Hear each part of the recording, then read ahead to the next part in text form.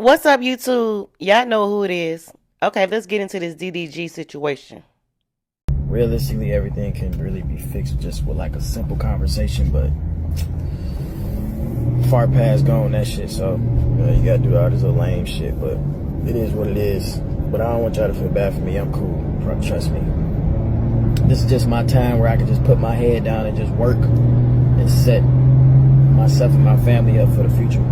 So I'm gonna just stop talking. There's always three sides to every story. It's DDG's side, it's Halle's side, and then there's the truth. Now let me say this loud and clear.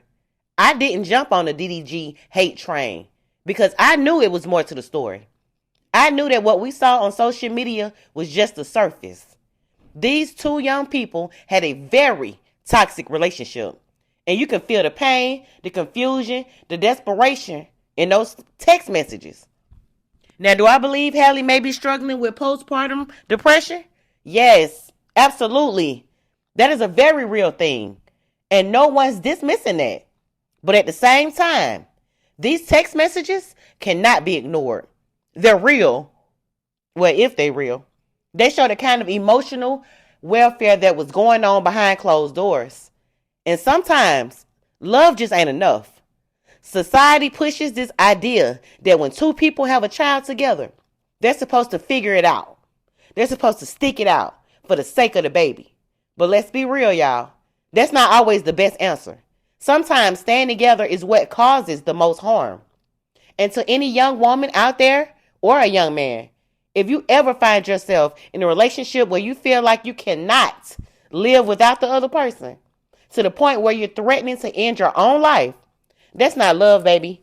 That's a warning sign. That is not where your story should end. You deserve better. You deserve peace. You deserve life. And on the flip side, if you are the person receiving messages like that, you don't get to just brush them off. You don't get to just ignore them. Words like that matter. They can be life or death situations. You may be the one who can stop a tragedy. So don't take that lightly. I think there was a lot of damage control done in this situation. A lot of covering up to protect brands and not enough protecting that baby. Halo. That baby is what matters now. That child needs both of his parents alive. He needs them both mentally healthy, and also he needs them both to be able to show up, not just physically, but emotionally. DDG and Halle, yeah, they are public figures. They got young fans. They got young people watching their every move. So I'm hoping and praying that they get into a point of peace, a point of maturity, a point where they can co-parent and come to some kind of agreement without needing a judge to decide what's best. Because sometimes you got to put your pride to the side. You got to remember that co-parenting isn't about who won the breakup or who won the battle. It's about who's willing to grow up and show up for that baby.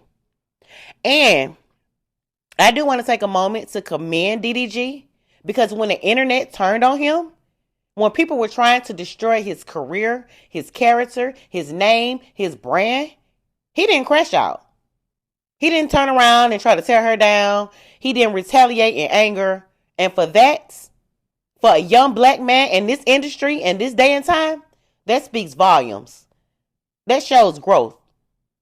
But I'll be watching this story. But more than anything, I'm praying. I'm praying for them. Praying for peace. Praying for healing, praying for Halo. Because at the end of the day, he didn't ask for none of this. He didn't ask to be here. And he deserves the best from both of his parents. So yeah, that's just my little 2 cents on the DDG and Halle situation. Because I'm a boy mom. So I'm always going to take the time to listen to both sides and look at the evidence. But yeah, until next time, y'all know what we doing. We corporate, but we still thugging. Drop down in the comments and let me know how you feel about the situation too. Bye.